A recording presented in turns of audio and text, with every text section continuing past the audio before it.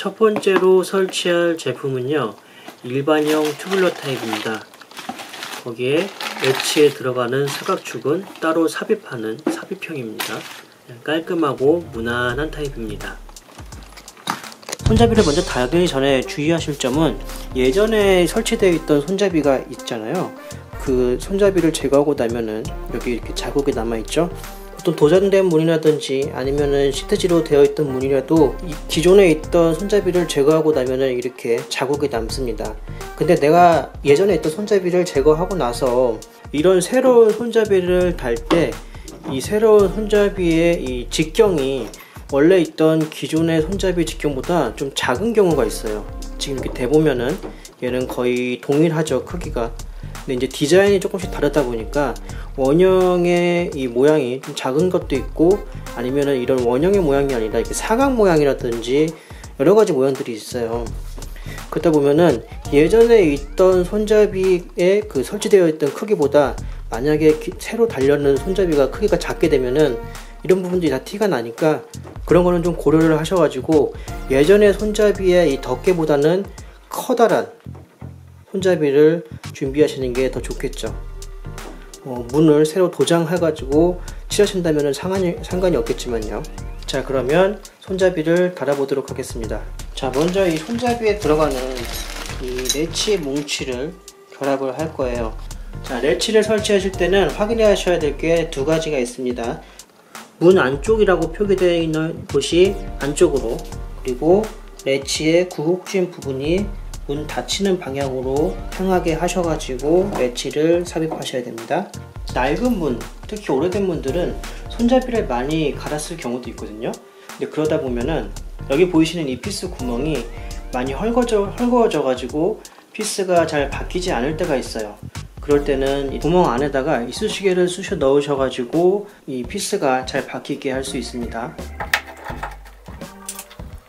레치 덮개를 넣으시고요.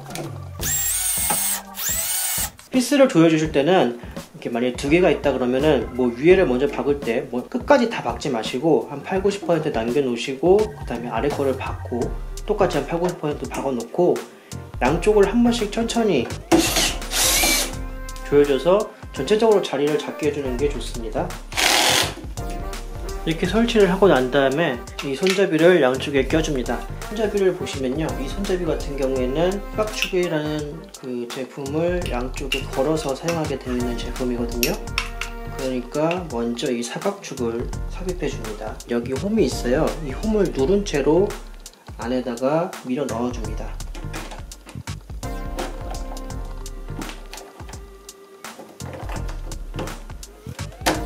자, 이렇게 사각축이 결합이 됐고요. 그 다음에 손잡이를 앞뒤로 달아주는데, 여기 지금 이 볼트 구멍이 있는 손잡이가 문 안쪽이고요, 구멍이 없는 부분이 문 바깥쪽입니다. 먼저 문 바깥쪽 되는 부분을 이렇게 꽂아 주시고요, 안쪽 부분을 이렇게 연결해 줍니다. 이런 식으로 연결이 됐으면 작동이 되는지 한번 확인해 주시고요, 위아래로 피스를 박아줍니다. 이렇게 되면은 손잡이 설치는 된 거고요. 손잡이를 달고 나서는 문틀 쪽에 있는 이 캐치 박스를 달아줄 겁니다. 먼저 캐치 박스를 이렇게 넣어주고요. 그 다음에 캐치를 배치시켜주고, 깔끔하게 방문 교체가 되었습니다. 해보니까 방문이 너무 지저분해서 방문도 이제 다시 한번 도장해 줘야 될 것 같아요. 인테리어는 어디 한 군데 고치면 옆에가 지저분해서 또 고치고 싶고 여기 고치고 저기 고치다 보면 다 고치게 되는 것 같아요. 두 번째 제품은 손잡이 결합 후에 볼트 구멍이 보이지 않는 튜블러 캡형입니다. 더구나 이 제품은 아크릴 음이온 전착 도장이라고 해서 부식에 강한 제품인데요. 화장실 같은 곳에는 습기가 많으니까 화장실에 사용하면 좋겠죠. 이 제품 같은 경우에는 아까 전과 동일하게 레치를 설치했고요. 여기 보시면은 손잡이 부분에 양쪽에 사각 그 축이 삽입되어 있어요. 아까 전이랑 조금 다르죠. 아까 전에 사각축을 레치에다가 먼저 삽입을 해준 다음에 손잡이를 결합해 줬는데, 이거는 양쪽에 달려있기 때문에 그냥 꽂아만 주면 돼요, 손잡이를. 아까 전처럼 이 안쪽과 바깥쪽을 잘 구분만 하셔가지고 양쪽이 결합이 되게 꽂아 주시고요. 결합용 나사를 고정해 줍니다. 이런 나사 같은 경우에 되게 길이가 길기 때문에 전동 드라이버를 가지고 있지 않고 이제 그냥 일반 수동 공구 십자 드라이버 같은 걸로 돌리려고 한참을 돌려야 되거든요. 손목도 아프고 하기 때문에 집에서 셀프 DIY 하실 분은 전동 드라이버 하나쯤은 꼭 구비해 놓으시기 바래요. 훨씬 수월하니까요. 자, 여기 아까 전에 제가 말씀드렸던 현상이 있는데요. 기존에 있었던 원통형 손잡이에 비해서 지금 새로 달려는 손잡이가 사이즈가 약간 작기 때문에 지금 도장되어 있는 면에서 좀 더 안쪽으로 들어왔어요. 나중에 손잡이를 다 달더라도 이 마감 부분이 지저분해지겠죠? 그러니까 이런 거를 주의하셔야 된다는 거예요. 이 제품 같은 경우에는 좀 더 고급 제품이기 때문에 나사 부위에 나사가 보이지 않게 이렇게 커버가 있습니다. 설치해 주신 손잡이 안에 이렇게 넣으셔가지고 여기 보면은 잠금 구멍이 있거든요. 이 구멍을 잘 맞추셔가지고 결합을 해주시면 됩니다. 꾹 밀어넣으면 딱 들어가요. 그리고 마지막으로 잠금 핀을 꽂아줍니다. 이거 잃어버리시면은 문을 잠그지 못하거든요. 화장실 같은 경우에 잠금이 안되면 참 곤란하겠죠. 꼭 챙겨서 여기에 시계 방향으로 돌려주시면은 고정이 됩니다.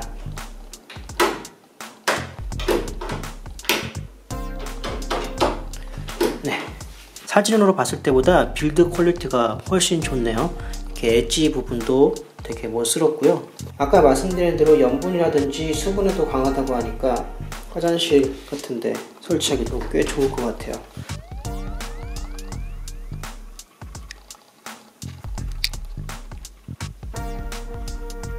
자, 이번에는 원통형 손잡이를 한번 달아보겠습니다. 예전에 많이 달던 손잡이라서 요즘에는 거의 달지 않는 손잡이긴 하지만요, 그래도 한 번씩 이렇게 뭐 창구문이라든지 아니면은 방화문 같은 데 달기도 하기 때문에 이 설치 방법도 한번 남겨볼게요. 먼저 이 같은 경우에는 이렇게 전체적으로 결합이 돼서 나옵니다. 이걸 먼저 분해를 해줘야 돼요. 잠금쇠가 있는 안쪽 부분에 보면은 홈이 있으니까 홈에다가 삐쪽한 걸 눌러 가지고 이 윗부분을 제거를 해주시고요. 눈에 달려있을 때처럼 똑같이 분해해 주시면 됩니다. 이거 윗부분에 빙글빙글 돌리셔 가지고 제거해 주시고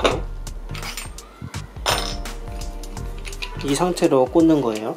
원통형 레치 같은 경우에는 이와 같이 짧은 레치를 사용합니다. 여기 보시면 약간 이렇게 튀어나온 게 보이시죠? 여기에 이 안쪽 홈 이게 껴지게 밀어 넣으셔야 됩니다. 자, 이렇게 고정을 하시고요. 그 다음에 뚜껑을 덮으시고 나사 구멍에 맞춰서 나사를 박아줍니다. 잘 작동하나 한번 확인해 주고요.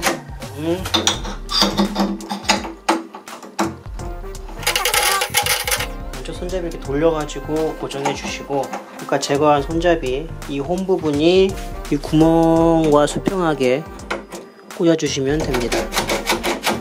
자, 설치 완료했네요.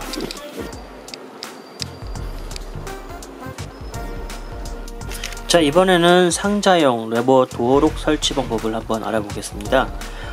이전 영상에서 이 도어록은 분해하는 방법을 찍지 않아서 잠깐 간단하게만이라도 찍어보고 넘어갈게요.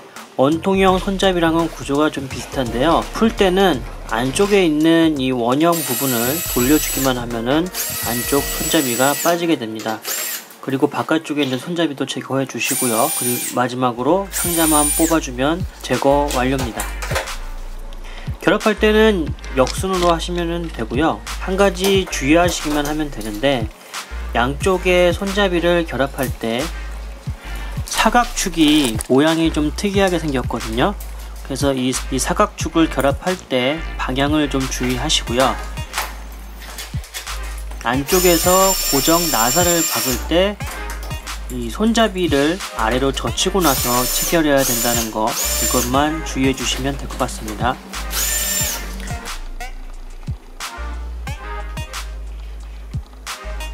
자, 그러면 이렇게 한 4가지 정도의 방문 손잡이 결합 방법에 대해서 좀 알아봤고요.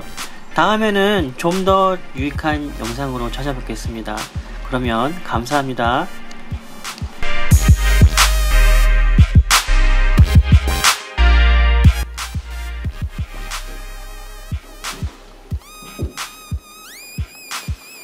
잘 몰랐었는데 이게 되게 인체공학적인 설계네요.